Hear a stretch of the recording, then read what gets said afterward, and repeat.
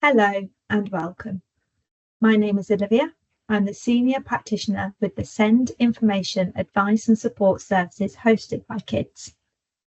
Today we are going to break down the Education, Health and Care Plan and what to do when you receive a draft EHCP.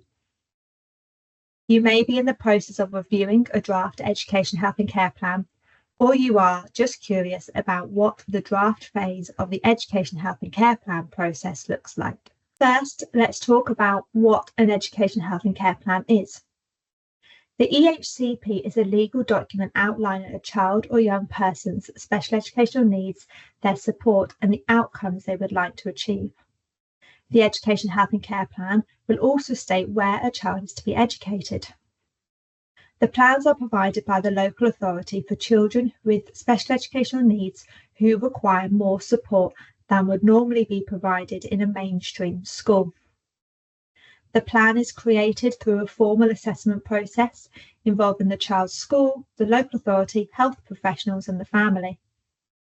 The local authority has the legal responsibility for securing the special educational provision specified in the EHCP if an EHCP is issued.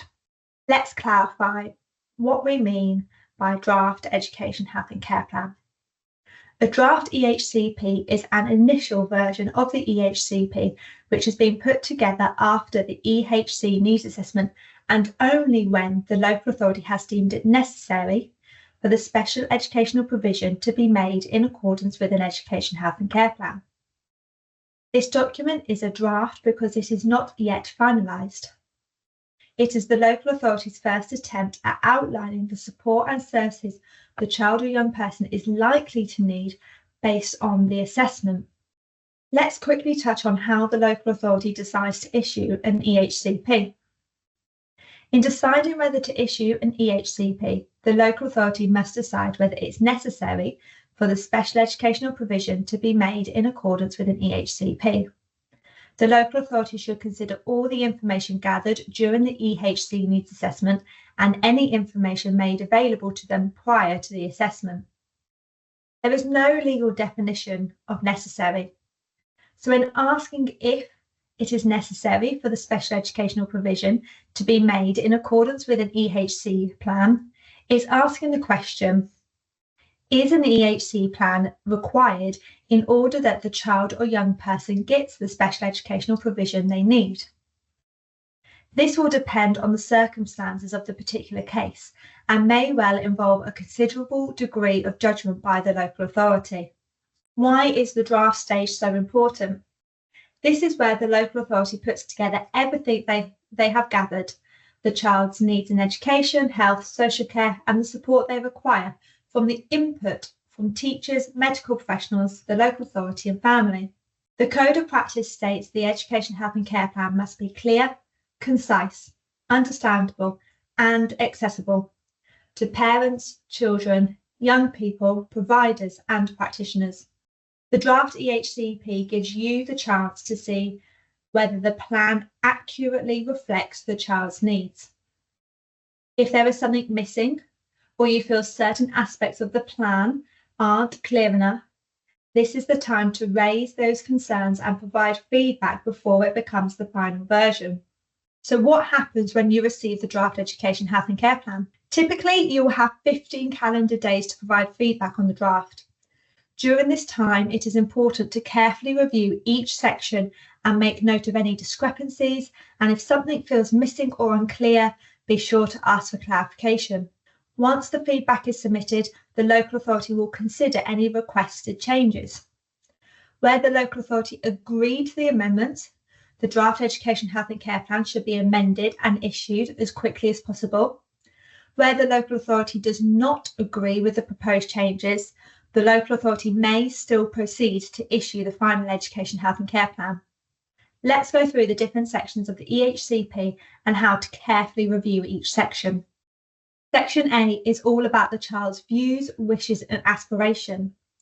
This part ensures the child's voice is heard and will also include the parents' views, wishes and hopes for the future. This could include everything from career dreams to what kind of a learning environment the child feels most comfortable in. It is a key part of making sure the child's perspectives shapes the education, health and care plan. If you feel that there is anything important missing, now is the time to add your thoughts. Next, we move on to section B, which outlines the child's special educational needs. This section is all about understanding what challenges the child faces in school or in everyday life. It can include things like difficulties with communication, physical disabilities, learning difficulties, or emotional challenges. The idea is to give a clear, comprehensive picture of the child's needs. It is advisable to make sure that every special educational need is clearly separated in order to make it easier to check whether there is a match and provision within section F. To check through this section, go through section B and the reports sentence by sentence. Highlight any points about the child's difficulties or strengths that you do not understand or you do not agree with, and make a note of anything important that is within the report that has been left out of the education, health and care plan. Section C focuses on the child's health needs, those that relate to the special educational needs. This section involves input from health professionals, such as doctors, physiotherapists, specialists, where applicable. Where there are no related healthcare needs, this should also be clearly expressed. So to review section C, ensure that all the professionals involved have been consulted and their input is included. You can find this by checking section K, which lists all the reports the local authority have used to create this plan. Again, go through section C and the reports and highlight anything about the child's health needs that you do not understand or you do not agree with. Again, make a note of anything that is important within the reports that has been left out of the education, health and care plan. Where there is a diagnosis, check that the description focuses on the practical implications and consider if any of the identified health needs should be included within section B as special educational needs. Section D covers the child's social care needs which relate to the special educational needs or which require provision under section 2 of the Chronically Sick and Disabled Persons Act from 1970. Again, where there are no related social care needs, this should be clearly expressed. Just as you did with section C, section D, look at the education, health and care plan and look at the reports. Highlight any points about the child's social care needs that you do not understand, do not agree with, and make a note of anything important that's been missed. Section E is where we talk about the outcomes of the plan. This is about setting clear goals for the child's progress in education, health and care. These outcomes are specific and measurable and aim to support the child's development, both in the short term and long term. The outcomes should be personal to the child and follow the aspirations outlined in section A. This section may include steps towards the outcomes and the arrangements for monitoring the progress towards them. To review this section, look at section E and the reports and consider, do you agree with the outcomes? Do the outcomes set out what the child needs to achieve? Are they SMART? So are they specific, measurable, achievable, realistic and time-bound? And how will you know the outcome will be achieved? Section F is where we specify the special educational provision. This section details what kind of support the child will receive. The aim of this section is to make sure the child can access the curriculum and educational opportunities like their peers with the right support in place. Again, to review this section is about going through section F and the reports, highlighting any points about the help and equipment that you do not understand or do not agree with. Again, making notes of any provision that is within the reports that haven't been included within section F. It's also worth noting as well, if you have added something into section B, there needs to be a corresponding support in section F, so add that in too. Please note that what is included within section F will most likely be only the help and support which is over and above what's reasonable for a mainstream school to provide. Section G outlines the healthcare provision the child will receive. This can include a range of services, such as physiotherapy, speech and language, mental health support. And just like the educational support, the health provision should be specific and tailored to the child's individual needs. Remember, if there are any health provision which educates or trains the child, this should be counted as special educational provision and therefore included in Section F. Similar to Section F, but for health services, are there any therapies or treatments missing from the draft Education, Health and Care Plan? If so, this is your chance to note it down. Section H is all about the social care provision. This is split up into H1 and H2. H1 should include any social care provision which must be made for the child or young person under the age of 18, resulting from Section 2 of the Chronically Sick and Disabled Persons Act. The social care services that can be provided under this Act can be wide-ranging, including support at home, support to access the community, and help with any adaptations in the home.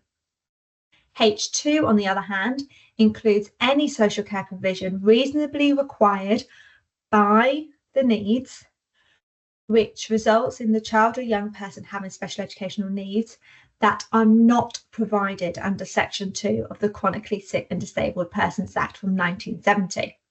So this could include provisions identified through early help, a child in need assessment, any safeguarding assessments.